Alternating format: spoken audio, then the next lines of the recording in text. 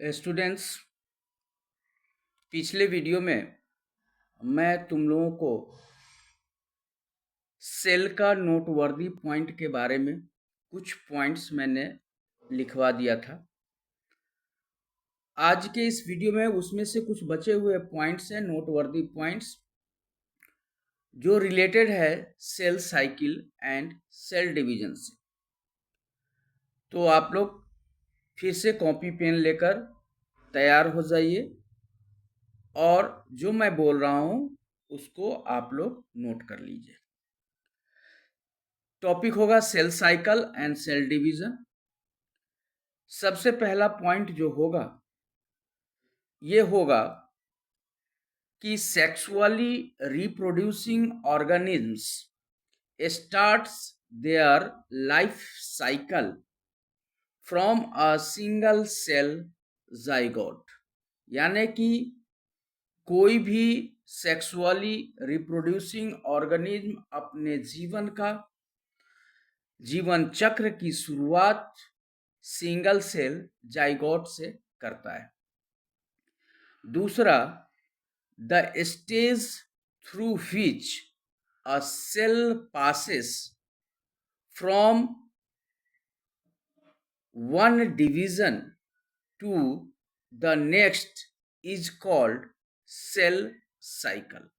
यानी कि एक डिवीजन होने के बाद फिर से जब दूसरा डिवीजन होगा, इस बीच का जो ड्यूरेशन होगा वह ड्यूरेशन ही सेल साइकिल कहलाता है।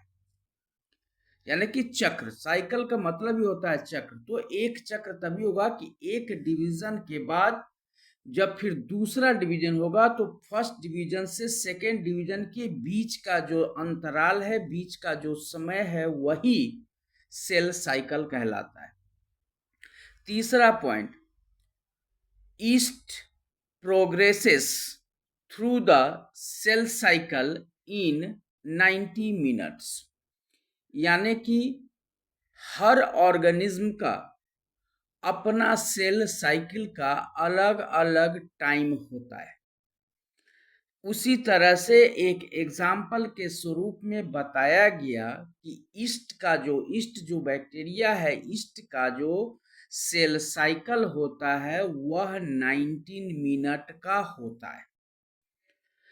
नेक्स्ट पॉइंट में, the cell cycle is divided into 2 phases. 2 phase में डिवाइड किया गया है। पहला है इंटरफेज और दूसरा है एम फेज।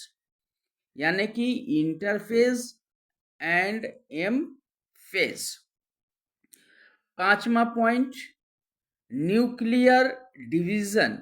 यानी कि न्यूक्लियस का division is known as karyokinesis, while the division of cytoplasm is called cytokinesis. Next, in cell cycle, the resting phase during which cell is preparing for cell division is called interphase, divided into G1 S and G2 phase. यानी कि interphase जो है वह 3 phase में divide किया गया है। G1 phase यानी कि गैप 1 फेज, S फेज यानी कि synthesis phase, and G2 phase यानी कि gap 2 phase. Next point, in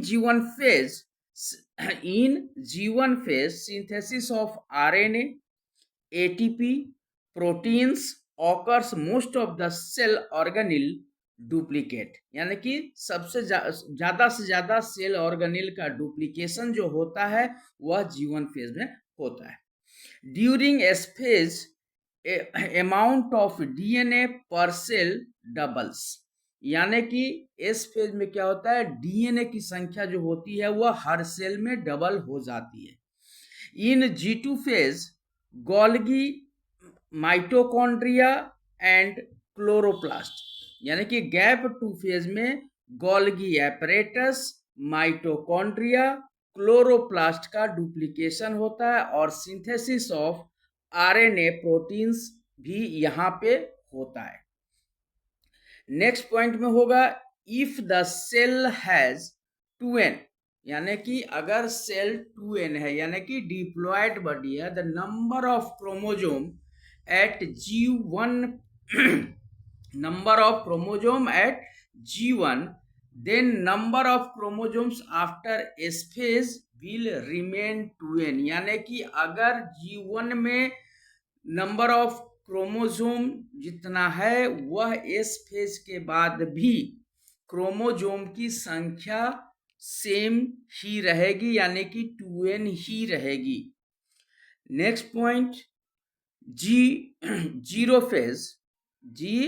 zero phase of the cell cycle is called quiescent stage, यानी कि जीरो फेज, यहाँ पे एक डिवीजन हो गया। G0 किसको कहेंगे, जहां पे एक डिवीजन हो गया है और G1 फेज अभी स्टार्ट नहीं हो रहा है। G1 फेज तो स्टार्ट नहीं हो रहा है, उसके बीच की जो टाइमिंग है वो G0 फेज कहलाएगा। तो G0 phase of the cell cycle is quiescent stage, यानी कि cell metabolically active but do not proliferate, समझ में आ गया? यानी कि उसमें कोई प्रक्रिया नहीं हो रही, लेकिन तैयारी वो कर रहा है कि अब हमको सेल डिवीजन करना है। नेक्स्ट पॉइंट में लिखो, during prophase of M phase, जैसे कि एम फेज, जैसे हमने कहा क्या शुरू में, इंटरफेज और एम फेज। एम फेज का जो होता है, एम फेज के 4 भाग होते हैं, 4 स्टेज होते हैं। एम फेज के 4 स्टेज होते हैं, 4 फेज होते हैं, prophase, metaphase, anaphase and telophase. तो during prophase of M phase, यानी कि एम फेज का प्रोफेज में जो होता है, duplicated centriole begins to move towards the opposite poles of a cell, chromatin condense, cell organelle start disappearing and nuclear membrane disintegrated। इतना काम इस फेज में होता है। नेक्स्ट पॉइंट में लिखो, kinetochores on surface of centromere serves as the sister of attachment of a spindle fiber to the chromosome। Next point, the plan of alignment of chromosome at metaphase is referred to as the metaphase plate। समझ में आ गया? Next point में लिखो, the anaphase stages is characterized by splitting of centromeres and separation of chromatids next point में होगा point number 16, nuclear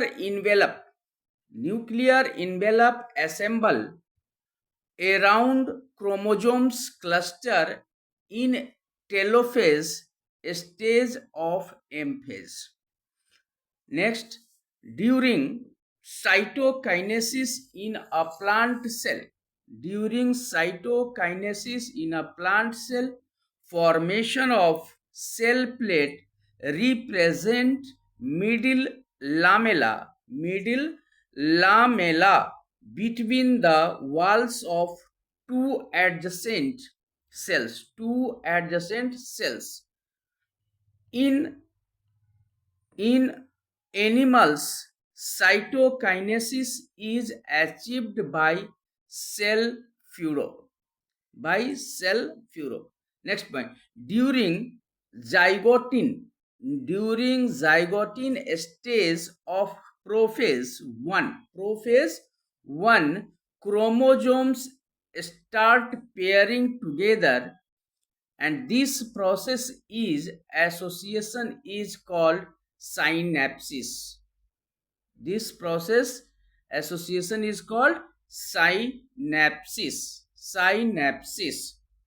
इस stage में क्या होता है कि क्रोमोसोम एक दूसरे से मिलने लगते हैं। अब प्रोफेज 1 क्या है ये तुम लोगों को अभी नहीं समझना है, ये हायर क्लास के लिए है, क्योंकि प्रोफेज 1 भी होता है, मेटाफेज 1 भी होता है, टेलोफेज 1 भी होता है, एनाफेज 1 होता है, फिर 2 होता है। ये नेक्स्ट हायर क्लास के लिए है, इसलिए इतना ही आप लोग समझ लो। नेक्स्ट पॉइंट में होगा during zygotene stage the complex formed by a pair of synapsed homologous chromosome is called a bivalent. Next point, mitosis is called equational division, whereas meiosis is called reductional division. ये मैं तुम लोगों को पहले भी पढ़ा चुका हूं कि माइटोसिस को इक्वेशनल डिवीजन कहते हैं और मियोसिस को रिडक्शनल डिवीजन कहते हैं। नेक्स्ट पॉइंट में लिखोगे mitosis help in healing of wound, माने कोई घाव होता है, कटिंग फटिंग होगा तो माइटोसिस उसमें मदद करता है। Cell repair, maintenance of nucleocytoplasmic ratio and gamete formation in haploid organism.